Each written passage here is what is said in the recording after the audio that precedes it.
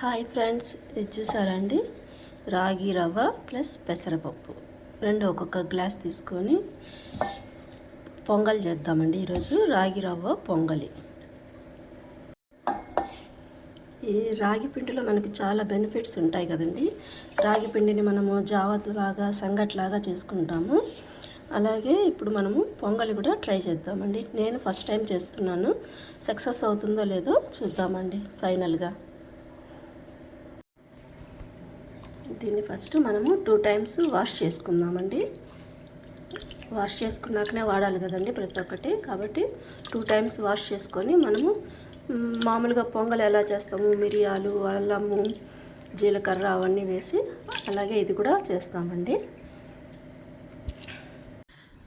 రైస్కి 1కి 2 తీసుకుంటాం కదండి, దీన్ని 1కి 1.5 తీసుకుంటున్నాను. నేను డైరెక్ట్గా కుక్కర్లో పెడుతున్నాను అండి.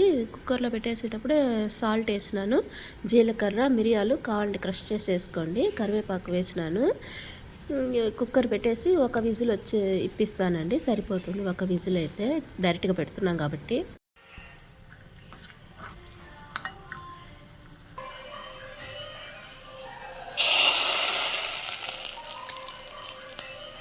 ఇలా రెడీ అయిపోయిన దాంట్లో పొంగల్లో మనం జీడిపప్పు వేసి కలిపేసుకోవాలండి.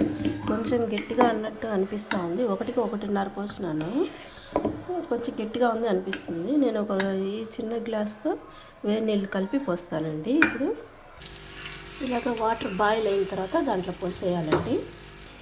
హాట్ వాటరే పోయాలండి, చల్ల నీళ్ళు పోస్తే సరిగా పట్టుకోదండి రైస్. అదే రవ్వ అంతా చేసినాం కదా, సరిగా పట్టుకోదు. అందుకని హాట్ వాటర్ పోసి మనము కలపాలండి. ఈరోజు లంచ్ వచ్చి గోంగూర పప్పు అండి, రసము.